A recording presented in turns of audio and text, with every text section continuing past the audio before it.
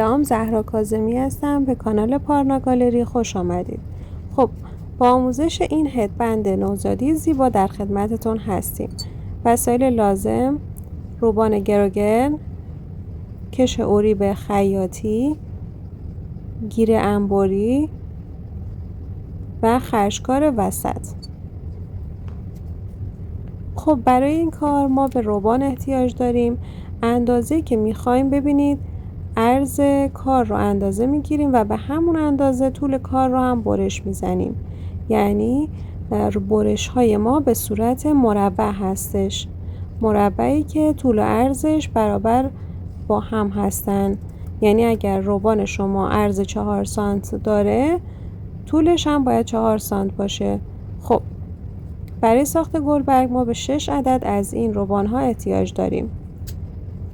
لبه گیری میکنیم برش های روبان رو با فندک.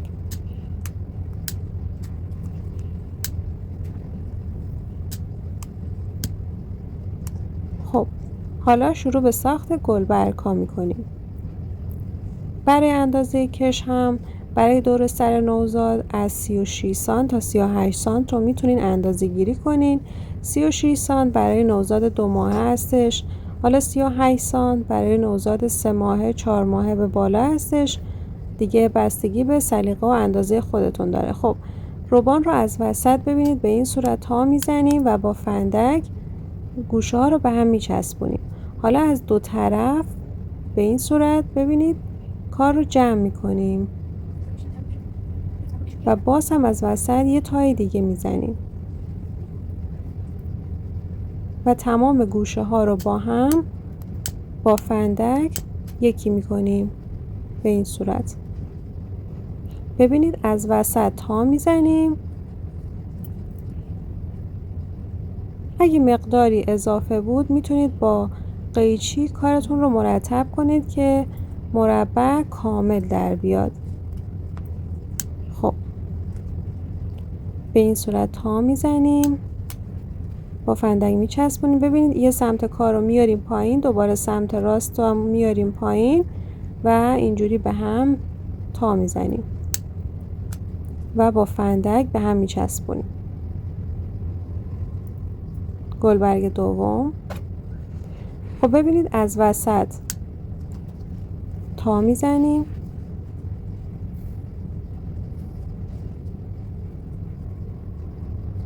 ببین مقداری اضافه هستش که من همینجا با قیچی برش میزنم که مربع های اندازه باشه. خب، دو طرف کار رو ببینید پایین میاریم و دوباره از وسط یه تای دیگه میزنیم و با فندک همه رو با هم میچسبونیم به این صورت.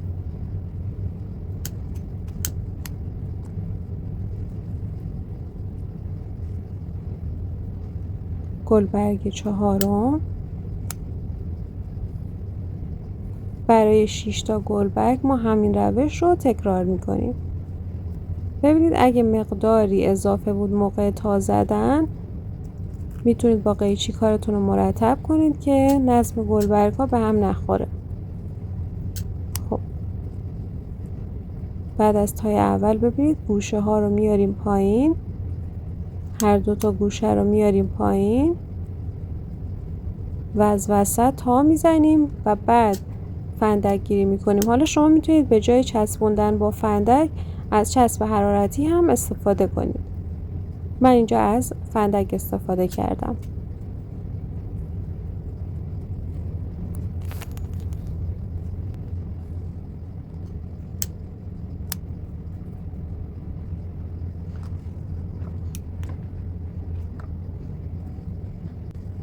خب، حالا با چسب حرارتی ببینید قسمت پایین گلبرگ ها رو به هم وصل میکنیم. نگاه کنید من کجا رو چسب میزنم. قسمت پایین هر گلبرگ رو به قسمت پایین اون یکی گلبرگ میچسبونیم. اینجا یکم کار باز شده، من یکم چسب زدم. خب، به همین صورت گلبرگ ها رو به هم میچسبونیم. ببینید قسمت پایینی کار رو چسب میزنیم و اونو به گلبرگی دیگه میچسبونیم از همون قسمت.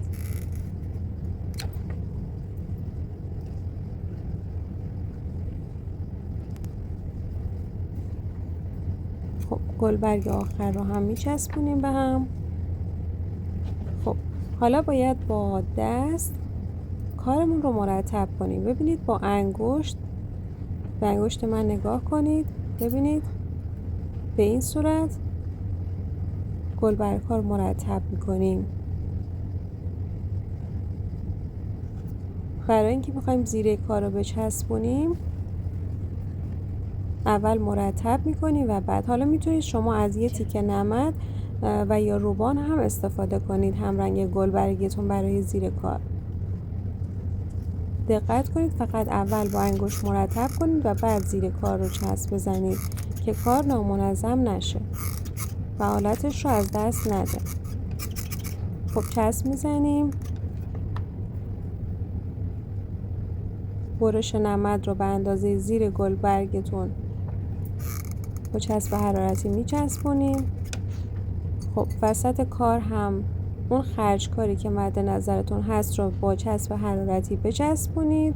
خب گلبرگ ما الان آماده است. حالا برای روی هد و یا گیر انبری و هر چیز دیگه میتونید ازش استفاده کنید. خب اینجا من کش رو به هم چسبوندم با چسب حرارتی و بعد گلمون رو هم با چسب حرارتی به هد وصل میکنیم به این صورت. خب الان این تل نوزادی یا هدبند نوزادی ما آماده است. خب اینجا برای گیر انبری باز همون گلبرگ رو ما درست میکنیم. گلبرگ ها رو به هم میچسبونیم و همون گلمون رو درست میکنیم به این صورت و اون رو به گیر انبری وصل میکنیم.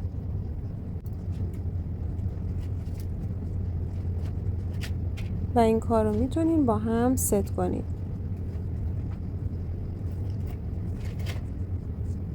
میتونید به جای نمد از خود روبان هم استفاده کنین، ولی روبان رو باید 2 لایه برش بزنین و برای زیر کار دیگه از نمد استفاده هم نکنید.